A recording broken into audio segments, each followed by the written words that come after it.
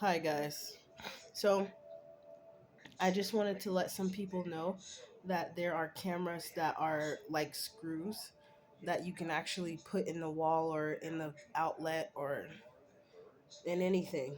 And they can be screws in a wall that just look like a screw, but it's actually a camera. And how I got that information was from the guy you guys may have seen on one of my videos, Mr. Bubba Riley, who I cursed out at the time because he was very manipulative and he used to call me out of my name and be very disrespectful to me at times.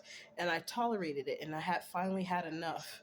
So that's why you saw what you saw. I apologize for that. But I am grateful for the information he shared because one, I was like, how would you know that? And that was strange. So I was like, yeah, he got to go after he told me that because why would you just randomly start telling me that? He was like, yeah, there's people they got cameras in their house and it looked like a screw, but it's actually a camera. And he kept saying it that day, and I was like, are you trying to let me know that you know about people illegally surveillancing certain people in their home without permission? And I just thought that was strange for him to say that. But I was thankful. Sorry, I had to clear my throat because I need to drink some water, and I've been smoking a cigar. But yeah, it was just strange. So I just wanted to let you guys know you're not crazy. And one of the ways they can watch you is through those little cameras that are screws. I wouldn't have even thought of that because that's only something like that's really clever. But I forgot that someone, and it makes sense now because I remember one time.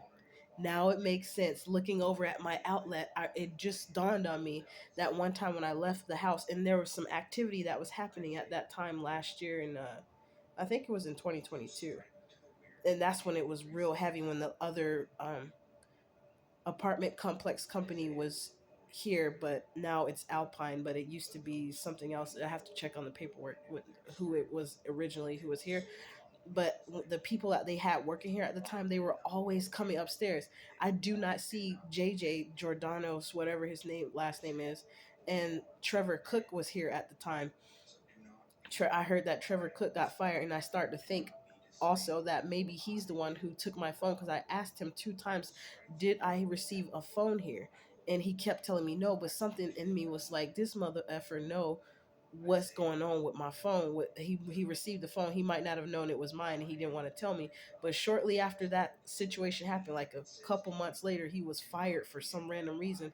But he always seemed like the dude that was the go-to guy to talk to. But at the same time, he did have this kind of, I don't want to be rude and say it, but he did kind of have a little bit of a sleaze bag energy. Like he would be kind of like a secretly ruthless slumlord type guy.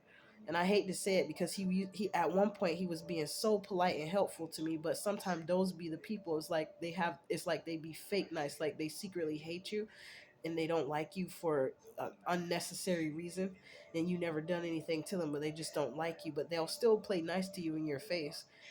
People do that all the time. For instance, the people that are like races or something, but they play like they're like they like you or they're polite in your face, but they do not like black people, and it be because of some jealousy.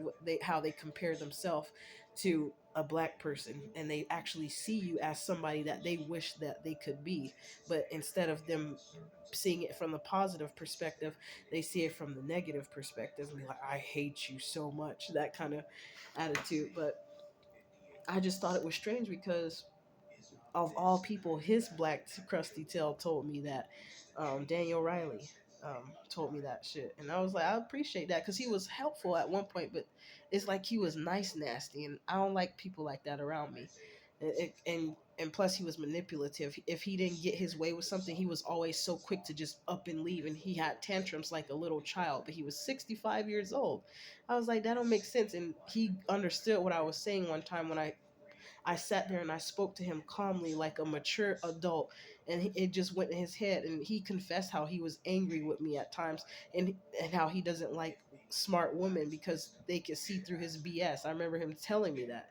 So he was manipulative, and the reason why I decided to continue to share about him is because he's known around Portland through people that respect him, and they don't know his true character. He's absolutely disgusting to women, and actually one person knows. They warned me and they said I would have been better off with him, but he was a gang stalker too, so I wouldn't have been better off. And he was trying to stop me from getting money, and I was trying to get money with his ass, James. And James, you know who you are. Anyways, I was going to say more about that, but I ain't trying to expose him more like that. I done already did enough. And I feel like I've done enough exposing of certain individuals that I don't need to go no further. I can go back to being my peaceful self, and whatever leftover gang stalking they want to do, honey, y'all could just go ahead and do that because it don't bother me like that no more. I'm just going with the flow because I already feel it. It's gonna come to an end for some of y'all eventually. And it's gonna be all of a sudden for y'all. All of a sudden, it's gonna be like a sudden calamity in your life. Unfortunately, there's nothing I can do about that. But yeah, thanks, Daniel, for telling me about that, about the cameras, because I didn't think, I was like, there got to be. I remember I was looking in my house, and one time I thought about it being in the outlet. But speaking of the outlet, I was remembering one time when I came back home to my house, and I saw it looked like somebody screwed the light switch next to my room door, and because it was lift up more, and I was like, I don't remember it looking like that. And that's when they had these security people that were outside of here. It was like it was different stuff going on. They had people within the vicinity, like I could tell the maintenance that was being done was also some sort of cover up and them trying to remove certain things so they don't get caught later on if somebody was to come and inspect the place. That's what was going on. I was able to like intensely highly pick up on that, but I didn't. I was still minding my own business because it was just so much going on. I didn't really have the energy to focus on too much that was going around me.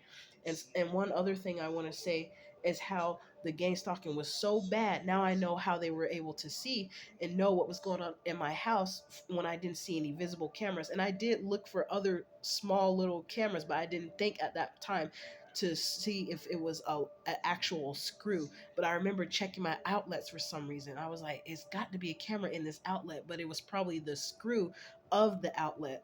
And I was like, because um it was just the things that was happening, people knowing what I was saying and what I was doing, and then writing messages outside of places that I would walk by.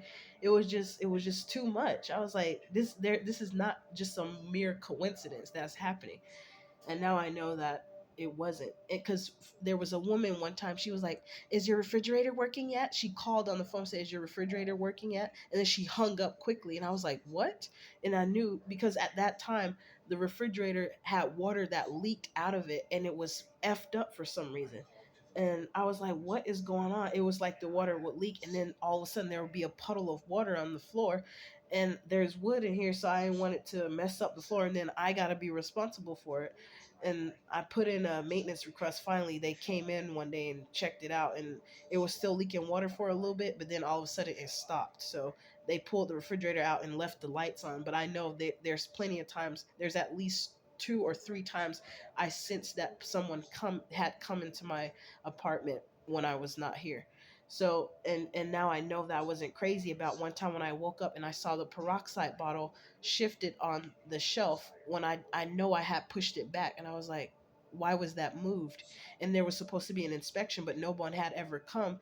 But I feel like they either came when I was asleep or when I finally left. But I feel like they came when I was asleep, because when I woke up and I remember I didn't have it like that. That was something that I specifically remembered. Now I know that I was not crazy. And those were the things that was driving me nuts at once, because I was like, why would someone do that? But there's ignorant people out here that's doing stupid stuff like that, because it's like they don't have nothing better to do. They'll rather focus all their energy and attention on you, trying to fuck with your life, and don't even recognize how their own life is falling into shambles bit by bit, piece by piece, day by day, hour by hour, second by second. And then when by the time they pay attention to it and realize it's too late for them by that time, and it's already too far gone.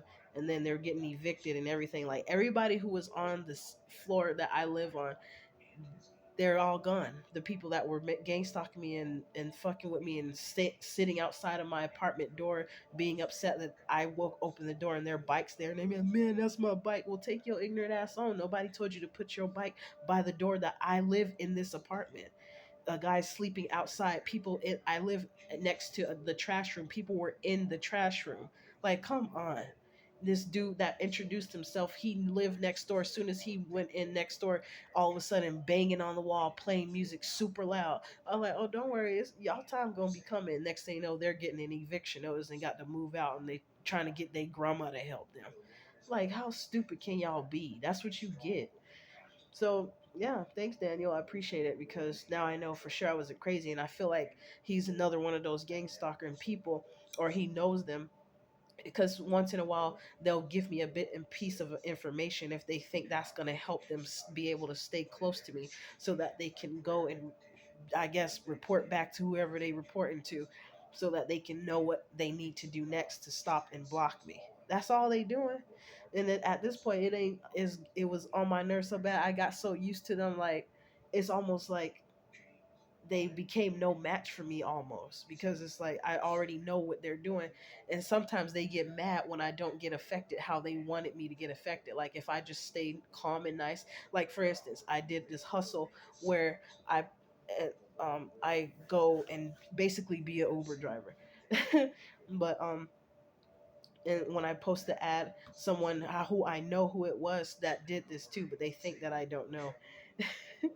So because he revealed himself, I asked God to give me a sign, and it was that exact person who contacted me next, and that's how I knew, okay, it was you who called. I already felt it before I left. That's why I said I ain't gonna get up too early and go out there. I already know what's up. It's when I went out there, there was lights, flat yellow lights that was flashing on a car, and it was a couple of those cars in that area that was just sitting there with the lights flashing. And I remember I saw like that the next day or later on that same day, a 1 month old video from spiritual advisor saying, the tarot reader saying that the spiritual investigator, because she don't call herself really a tarot reader, so I don't want to be like I'm disrespecting what she calls herself, but she said something about if you seeing flashing lights, that's a sign of them gang stalking you. And anyways, the dude contact me saying they got to go somewhere on Sunday and catch the bus, but I called them, I texted them, they didn't answer. I already knew within that first 5 minutes that it was somebody that was effing with me. But I was like, okay, well, have a good day. And it's like when I finally left, I felt this intense energy, and I knew it was from them, that they were upset that I was still polite about the situation, and I didn't let it bother me and affect me in the way that they wanted it to affect me. And I was so happy about that because I was like, that's what you get. And I was like, they don't even realize how, yeah, maybe you would have caused me to waste some time at the time, but what they didn't know is I was looking for a reason, an excuse to get outside of Portland and go out there to Gresham, because I used to know people out there and hang out with them, and it was more black people out there, so I was feeling more at home out there. But sometimes those are the ones that'll set your ass up and do you dirty the most, more than you living in a area with mostly white people or Caucasian people, European people. So it ain't bothered me too much. It was an early morning trip that I took, and it was sometimes traveling like that is kind of meditative for me and therapeutic. So joke was on them. And I was like, okay, you think you did something, didn't you? They don't even know how they drawn up their own karma. I was like, it's gonna affect you. It's like they say, it's gonna hurt you more than it's gonna hurt me more than it hurt you. It's gonna hurt them more than it hurt me. And that's what they felt to realize.